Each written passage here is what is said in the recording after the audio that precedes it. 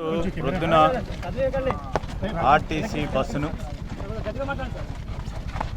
Tipper కంకర్తో వస్తూ ఉన్న tipper ఢీకొనటంతో మరి ఈ దుర్ఘటన జరిగింది. చాలా బాధాకరం, దురదృష్టకరం. ఒక విషాద ఘటన జరగటం, మరి యావత్ ప్రభుత్వం మరి దిగ్భ్రాంతితో ఈరోజు ముఖ్యమంత్రి గారు వారికి ఈ విషయం దృష్టికి రాగానే వెనువెంటనే సంఘటన జరిగిన కొద్ది నిమిషాల్లోనే యావత్ పోలీస్ యంత్రాంగం, రెవెన్యూ యంత్రాంగాన్ని అప్రమత్తం చేసి, జిల్లాకు సంబంధించిన యంత్రాంగాన్ని అప్రమత్తం చేసి సహాయక చర్యలు వెంటనే చేపట్టాలని ఆదేశించడం జరిగింది. తొందరగా పోలీసు యంత్రాంగము, ఎక్కడున్న రెవెన్యూ యంత్రాంగం వచ్చి మరి సంఘటన జరిగిన మరి బస్సులో ఉన్న ప్రయాణికులను కాపాడాలనే ఉద్దేశంతోనే అన్ని చర్యలు చేపట్టడం జరిగింది. మరి జరిగిన వెంటనే 19 మంది చనిపోవటం, 26 మందికి గాయాలు తగిలి ఈరోజు పిఎం హాస్పిటల్లో చికిత్స పొందుతూ ఉన్నారు. ఈ దుర్ఘటనకు సంబంధించి మరి మా పిసిసి అధ్యక్షుల వారు కూడా మరి దిగ్భ్రాంతి వ్యక్తం చేస్తూ ఇక్కడ ఉన్న స్థానికంగా ఉన్న మా కాంగ్రెస్ మిత్రులను కూడా వెనువెంటనే సహాయక చర్యలో ముందుండాలని తెలియజేయటం జరిగింది. ఈ సంఘటనకు సంబంధించి మరి ప్రభుత్వ పక్షాన వారి కుటుంబ సభ్యులకి అండగా నిలబడాలి. క్షతగాత్రులకు సంబంధించి ఇంకా కూడా ఎవరికి ప్రాణాపాయం ఉండకూడదని చికిత్సను వెనువెంటనే చేపట్టడం జరిగింది. 26 మంది కూడా మరి డాక్టర్స్ రిపోర్ట్ మేరకు స్టేబుల్గా ఉన్నారని తెలియజేయటం జరిగింది. మొత్తం 18 మంది మన రాష్ట్రానికి సంబంధించిన వారు, ఒకరు గుల్బర్గా ప్రాంతానికి సంబంధించిన వారు మృతి చెందిన వారిలో.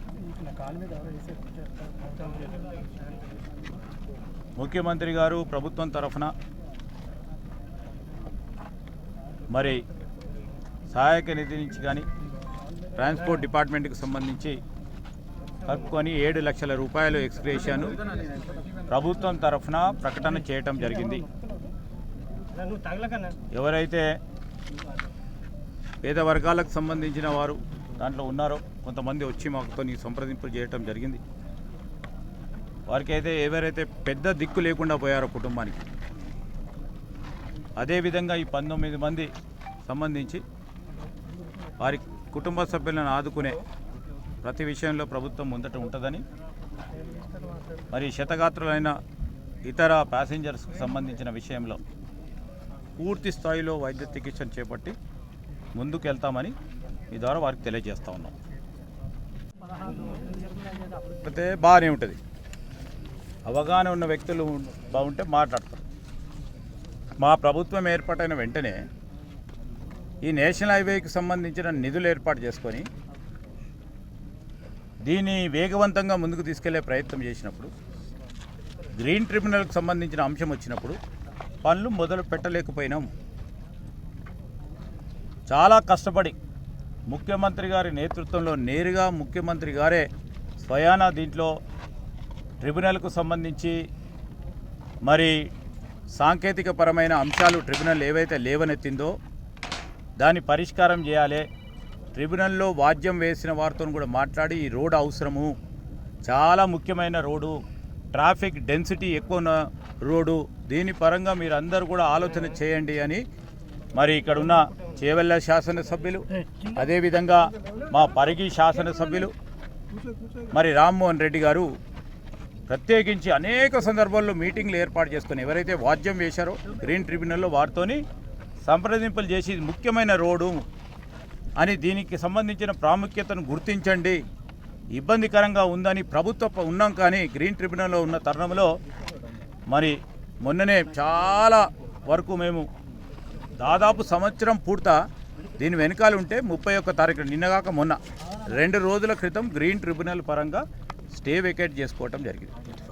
31 నాడు చేవెళ్ళ ఎమ్మెల్యే గారు, పరిగి ఎమ్మెల్యే గారు ప్రెస్ మీట్ పెట్టి వెంటనే పనులను కూడా మొదలుపెట్టినాం. సో దీనికి అలసత్వం వహించింది ఎవరు? కేంద్రంలో ఉన్న వారి పార్టీ, ఆ 10 సంవత్సరాలు రాష్ట్రంలో ఉన్న వారి పార్టీ. ఇప్పుడు నేను రాజకీయాలు మాట్లాడదలుచుకోలే. ఇప్పుడు మా కర్తవ్యం, మొదటి కర్తవ్యం క్షతగాత్రులైన మొత్తం మిగతా ప్యాసింజర్స్ని ఏ విధంగా వారికి వైద్య చికిత్సను అందించాలి. ఇంకోటి, చనిపోయిన కుటుంబ సభ్యులకు పూర్తి స్థాయిలో ప్రభుత్వం అండగా ఉన్న ధైర్యం ఇవ్వడానికి నేను, మా పొన్నం ప్రభాకర్ గారు, దామోదర్ రాజనరసింహ గారు, మా ఎమ్మెల్యేలు అందరం కూడా ఇక్కడ ఉన్నాం.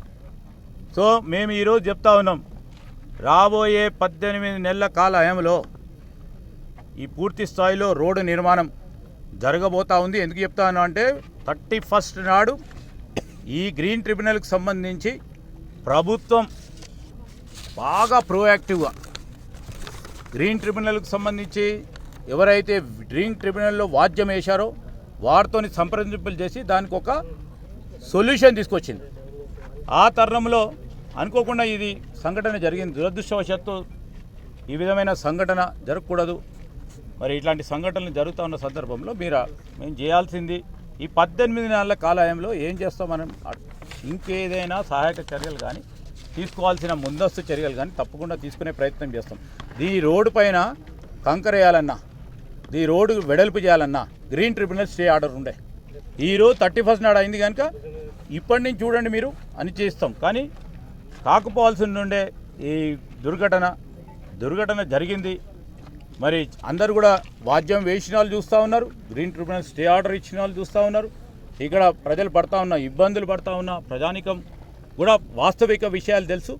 ఇంకా గ్రీన్ ట్రిబ్యునల్కి సంబంధించిన అంశం ఏమైనా ఉంటే మా రామ్మోహన్ రెడ్డి గారు మీకు స్పష్టంగా చెప్తారు.